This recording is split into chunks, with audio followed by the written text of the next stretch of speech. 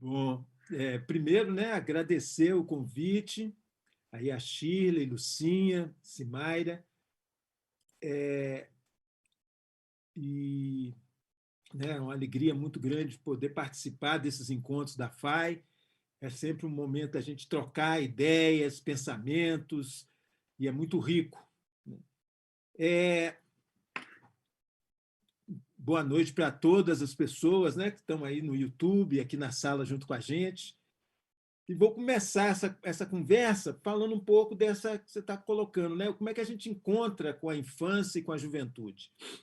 É, o meu encontro com a infância, eu estava pensando hoje, né, sobre o tema nosso daqui dessa conversa, eu dividi ele em dois momentos. Um primeiro momento foi quando eu sou convidado para dar aula num projeto que a FEBEM estava implantando em Belo Horizonte, que era da criação de centros culturais na periferia para atender crianças e jovens no horário complementar da escola. E eu fui trabalhar no Alto Veracruz, no Ciame Flamengo. E foi um projeto, isso foi em 1977, 78, se não me engano, a data certinha eu não sei não, mas lembro que era por aí. E como era um projeto que estava começando, então teve uma formação, né, dos monitores para trabalhar. Eu fui trabalhar com crianças de 4, 5 e 6 anos. Né? Eu nunca tinha trabalhado com com criança, e o que me levou para lá era o meu trabalho como artista. Eu era músico, trabalhava com teatro, né? Então eles queriam esse perfil para o professor para trabalhar lá. E eu fui, então a gente teve uma formação antes que foi muito bacana, com um monte de gente, assim, pedagogos, né, educadores, e que nos falaram muito na época da necessidade de um planejamento.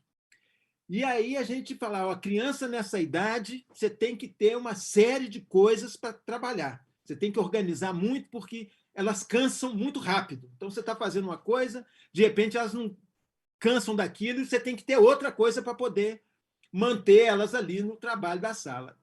E lá fui eu para o Ciame, com a minha sacola, meus elementos, né, o meu plano, e eu cheguei e comecei a dar massinhas. Espalhei os meninos ali na mesinha, tudo muito bacana, né? Era um projeto, estava começando tudo novinho, bonito. E entrou aquela turminha assim, eram uns 14 meninos, crianças, assim, né? Então eu pus na mesa, todo mundo sentadinho na mesa e tal, aí fui colocando as massinhas, papapá. Não passou 2 minutos, começou a ter uma guerra de massinha. Pá, um joga daqui, aí o outro chora de cá. Ele roubou a minha massinha, que não sei o quê, papapá. Nossa, eu fui ficando apavorado, aí recolho tudo e vou contar a história. Senta aí para contar a história, que nós vamos contar a história. E começa a contar a história, e aquele negócio, de repente, um chuta o outro, um morde o outro, e começa aquela confusão, e eu mudo. Então, era assim, eu falo que eu acabava a aula, eu estava mais cansado se eu tivesse jogado 6 partidas de futebol. Né? Mas era uma coisa incrível, né? Porque era muita energia, era muito incrível a relação com eles ali, a atividade é que era complicado. Né? Mas ali foi um marco para mim importante, porque foi aonde eu comecei aproximar esses dois campos, a arte e a educação. Né? E a partir dali eu comecei a trabalhar, eu recebi convite para vários projetos, fui trabalhar numa creche no Padre Eustáquio, uma creche de meninas, que foi uma experiência incrível também, então isso foi muito legal. Então, esse primeiro momento. E o segundo momento já foi em 95, quando eu crio, pela Secretaria Municipal de Cultura, o Centro de Referência Cultural da Criança e do Adolescente. E, nesse momento, eu tenho contato com uma pessoa que é, para mim, um marco, né, no meu pensamento sobre a infância, que é Lídia Ortélio. Porque Lídia traz um conceito que até então eu não conhecia, que era a cultura da criança. Né? Lídia nos falava que as crianças do mundo inteiro, de todas as épocas, brincam e brincaram das mesmas coisas. e ela mostrava isso a partir de imagens, né? Imagens de vasos gregos do século IV a.C., fotos de Bruegel, do pintor Bruegel, na Holanda, no século XVII. Então, ela ia mostrando essas brincadeiras. E isso me fascinou, né? Quer dizer, uma cultura da criança. O que é isso? Então, eu comecei a investigar isso.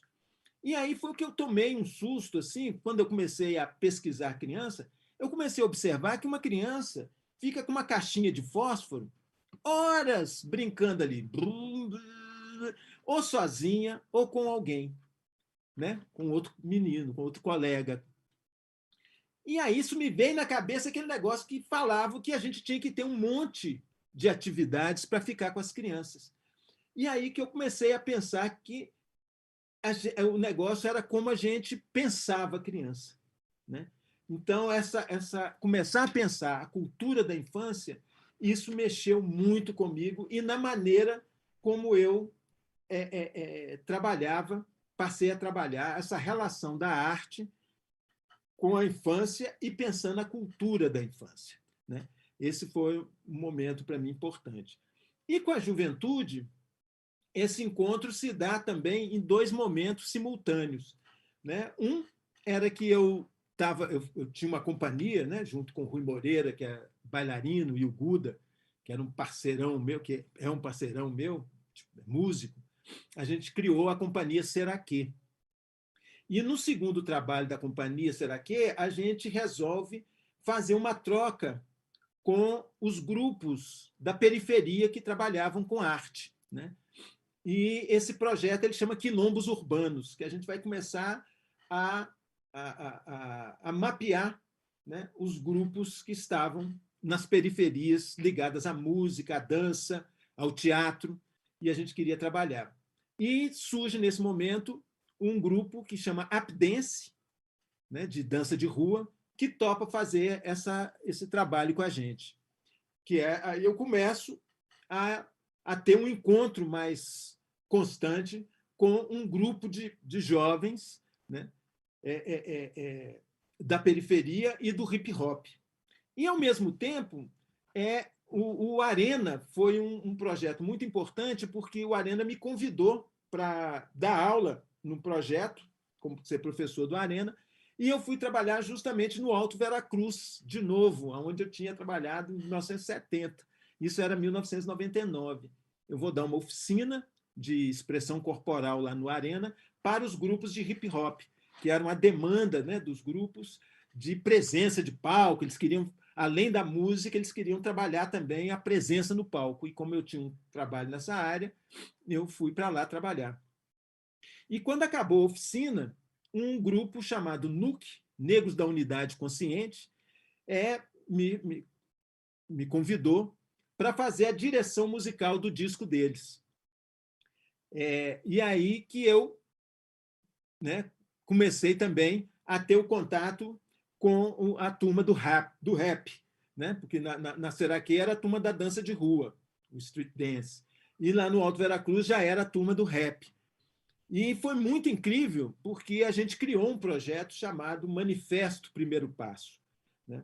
E esse projeto, ele reuniu, eu propus ao NUC, e eles toparam essa loucura minha, que ao invés da gente fazer um disco de rap, né, exclusivamente como se fazia na época, que era você fazer batidas eletrônicas, né, e depois o rapper vinha e colocava a letra, eu propus que a gente não se limitasse ao uso da música eletrônica, mas que a gente usasse o que havia de musical no Alto Veracruz. Então, nessa hora, eu convido um grupo de capoeira para fazer a percussão, né? Para fazer a parte de percussão da composição. Convido as meninas de Sinhá, que era um grupo de senhoras de 40, 50, 80 anos de idade, que cantavam cantigas de roda. E eu convido para fazer a parte de back vocals do disco. E também convido a gente forma um grupo, né, com uma rapaziada que estava lá ligada ao samba. Então, o manifesto ele começa a ter essa mistura da música eletrônica com a percussão da capoeira, back vocal das meninas de Sinhá, e vira um projeto muito incrível. Assim. E esse encontro, para mim, é aí que eu, né, começo a conviver nesses dois projetos, tanto da Seraquê como do Manifesto, do NUC, eu começo a ter uma convivência quase que diária com essa juventude, né? E com essa cultura hip hop. Então, são esses dois momentos que me aproximaram, né, da juventude e da infância.